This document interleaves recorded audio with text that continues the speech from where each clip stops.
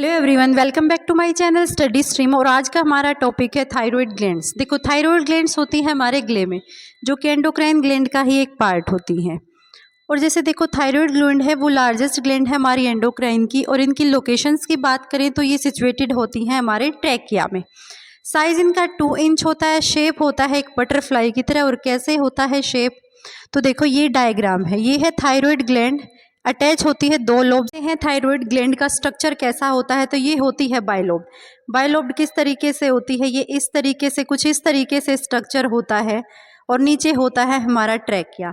तो ये होती है बायलोब, ये होता है लेफ्ट लोब, ये होता है right lobe.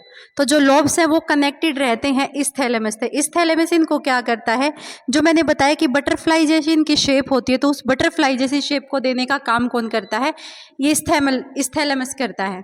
It is the richly supplied with the blood vessel. Blood vessels को ये क्या करता है, ईजिली सप्लाई कर देता है। अगर इसके लोब्स की बात करें तो जो लोब्स हमने देखे थे जो बटरफ्लाई जैसी शेप को दे रहे थे, तो अब उनको कौन देखता है, उनको वो बनती है हमारी फोलिकल सेल से और कनेक्टिव टिश्यू से, जिनको बोला जाता है स्ट्रोमा।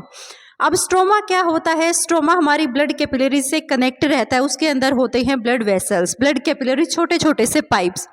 फिर थायराइड फॉलिकल्स हमारे क्या होते हैं, जो थायराइड फॉलिकल्स होते हैं वो हमारे क्यूबोइडल एपिथेलियम से मिलके बनते हैं। और उनमें जिलेटिनियस जैसा कुछ सब्सटेंस, यानी कि छोटे छोटे जो स्ट्रक्चर होते हैं वो फिल्ड होते हैं। अगर टाइप की बात करें तो थायराइड हार्मोन्स 2 टाइप के होते हैं। फर्स्ट होता है थायरोक्सिन और सेकंड होता है ट्राई आयोडोथायरिन, जिसका नाम है ट्राई से मतलब है कि T3 हार्मोन उसमें प्रेजेंट है, 3 आयोडीन के एटम्स प्रेजेंट होते हैं।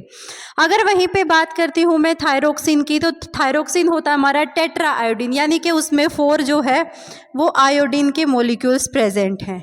अब जो हमारी थायराइड ग्लैंड्स होती है उनको आयोडीन की ज़रूरत होती है थायरोक्सिन हार्मोन को सिक्रेट करने के लिए। थायरोक्सिन हार्मोन हमारी थायराइड जो ग्लैंड्स होती है वो सेक्रेट करती है, और वो हमें बचाता है गोइटर नाम की बीमारी से, जिसमें गले में स्वेलिंग आ जाती है। तो जो टू प्रोड्यूस हार्मोन को प्रोड्यूस करने के लिए the thyroid gland need iodine, उसको आयोडीन की ज़रूरत रहती है, जिसमें क्या क्या होते हैं। आयोडीन हमारा एक मिनरल सब्सटेंस होता है, उसके अंदर प्रेजेंट होते हैं फूड एंड वाटर। फॉर्मेशन की बात करूँ T3 और T4 में कैसे होती है, जो हमने ये 2 हार्मोन्स पढ़े थे, फॉर्मेशन कैसे होती है, तो सबसे पहले आयोडीन अटैच होता है अमीनो एसिड के साथ और T1 और T को प्रोड्यूस कर देता है, जिससे होती है हमारी डायोथेरोइन यानी कि T2 की फॉर्मेशन, और होती है हमारी T1 की फॉर्मेशन। दोनों के मेटाबॉलिज्म से T3 और T4 जनरेट होते हैं।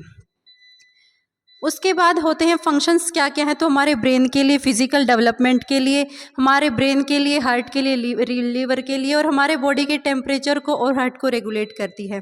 तो फ्रेंड्स, ये था हमारा पूरा थायराइड ग्लैंड का टॉपिक, जो कि बहुत ही ज़्यादा इम्पॉर्टेंट है और इससे बहुत सारे MCQs पूछे जाते हैं। आई होप कि आपको ये पसंद आया होगा। Thank you.